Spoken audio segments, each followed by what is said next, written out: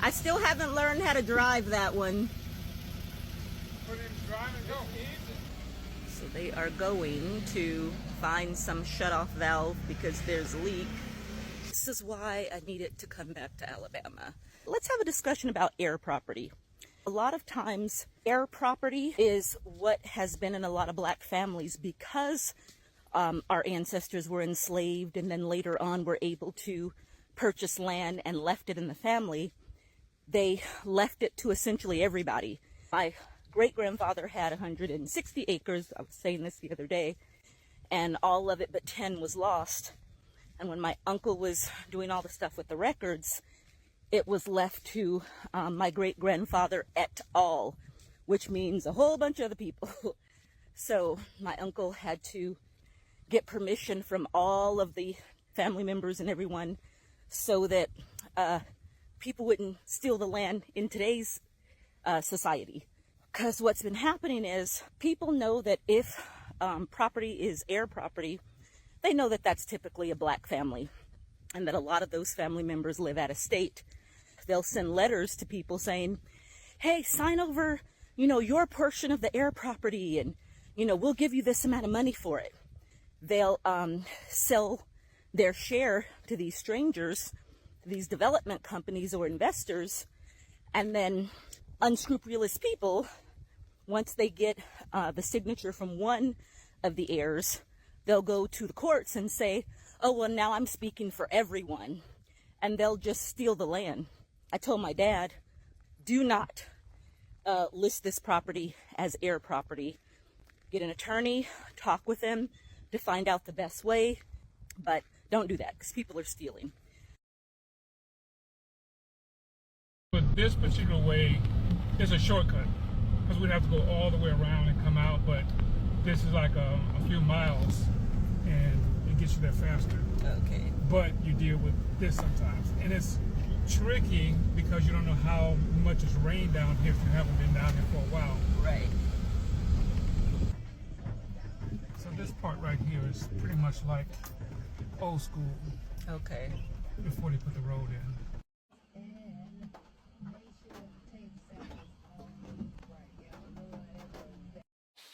So it's my Uncle Otis. We're on his property, the 10 acres I was talking about that was left in our family. Started out as, what was it, Otis, 109 acres? 160 acres. And this is what's left of his grandfather's original land. So let's walk we up came this way. through that. I'm dressed for an evening in California, unfortunately, because I wasn't planning on coming out here and hiking in the deep woods with my little, let me see, Walmart boots. They work, and again, not necessarily a huge supporter of that company, but they were at the house, so there we go. You can see the house right back there. Wow.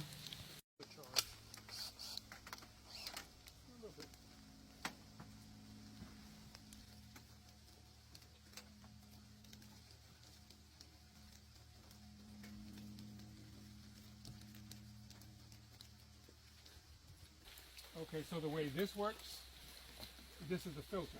Mm-hmm. It's got pebbles, Yeah. and then it's got a separator, then it's got sand. So that filters most of the stuff that comes out of here, so it won't go into here. And Got right you. now, of course, it's full because you can see the water coming around here that's going back out here. Ah. Big old Ooh, spider. big old spider. Wallop that spider. I always have to look up Yeah. because there's spiders and sometimes there's wasp nests around. Oh, yeah, that makes sense. Got a call from my second mom that the cows got out. So I'm driving in the back of a pickup truck bed with the top up, calling cows. My dad's driving right now. Come on. Come on. That's what he said to do. Just say, come on. Come on. Okay. Y'all see that? These are our cows. But this is not our yard. Come on. This is not working. We need to go get the other pickup truck that has grain on it. So, we got most of the cattle wrangled back in. I just got on the back of Dad's old pickup truck that's usually the one he uses to feed the cows so they can recognize the sound and probably smell of the diesel engine. I just hopped on the back of the truck, put some of the cow's feed kind of like where the tailgate would go, and then we just kind of slowly herded them all back in. These are the only ones left. This way down there in the trees. We will be repairing fences as well. I don't think I'll ever have cattle because this is way too much work and I'm too old for this. I'm a city girl. I don't mind sustainable communities. I don't mind homesteading thing, but cattle ranching is a different type of story. That's not my thing. This is what our goal is. We want to build this retreat center so we can keep that same energy, that same community, and that same vibe, just like we created in Long Beach, California. So this is an example of what the land will look like kind of once it's developed. We're essentially taking the land and kind of splitting it in two. We're keeping the bulk of the land so that we can have the Green Pines Retreat and Learning Center, but those 12 areas that you see there, those are half-acre lots. I put like a diagram or what a house would look like. For example, that house is about 2,000 square feet. It's a 3-bedroom, 2-bathroom, 1-story ranch with a 2-car garage. And I just wanted to show that even though it's just a half-acre, it's still a pretty decent sized lot. And we're not encouraging people to build average size homes. If you can build something smaller, whether it's a tiny home or a cabin, stuff you could even build yourself, whatever we can do to simplify, instead of just buying big houses to hold more stuff, like we have to rethink consumerism and commercialism and how we spend our money and how we buy things. Now, again, that will take time. We're not going to, force people, but a big house means that things are going to be more expensive. If some of you have seen the previous videos, you know that my uncle created a whole off-the-grid cabin. He's been working on it for 7 years just in his spare time because he lives in Inglewood, but he travels back to Alabama on vacation just to build this tiny home. We want to make sure our stuff is done right. Why not help build it? So we're planning to sell 12 of these lots for $25,000 each. Now, it's not affordable for some people, and you can find bigger lots cheaper in different places. Do that if you can. We're doing something very specific here, okay? So if it's not for you, it's not for you. This is only for specific people. But this is how we're essentially planning to fund the Retreat and Learning Center. If you are interested in purchasing one of the lots, you're going to have to know the laws of the state and decide whether or not it's a safe place for you, right? I'm going to be 52 this year. I don't have to worry about birth control or pregnancies or anything like that. But if you are someone who has a uterus and you can get pregnant, you may have to consider, like, is there maternal health care nearby? There's a crisis in that state. And I know it will be difficult, and I know that it could be all kinds of things. We have no idea what the future holds. But at this point, we just got to pick our hard, right? It's hard to live in Long Beach where everything is crazy expensive and where people are doing weird things and there's homelessness all around.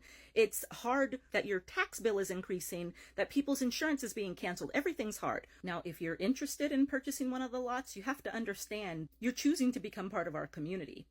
We're weirdos. We're theater kids.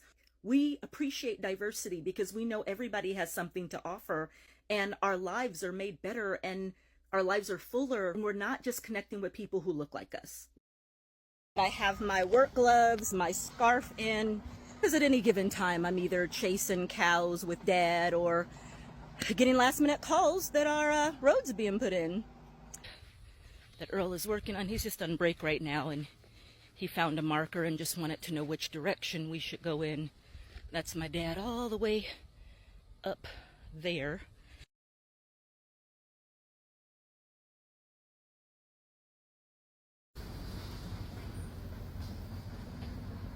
Yeah.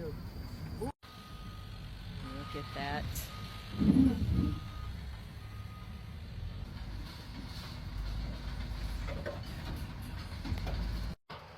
So it looks like Earl has finished putting the road in, and I wanted to go and walk a little bit of it. It's a long road.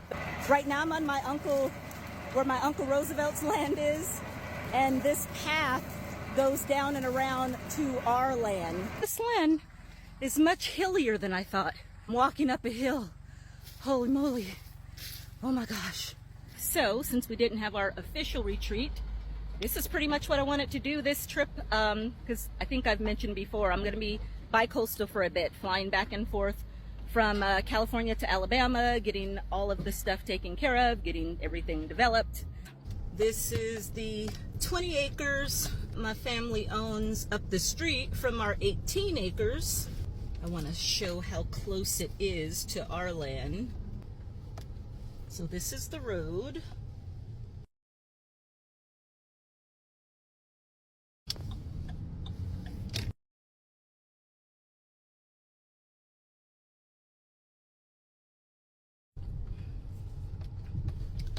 Look at that. Woohoo!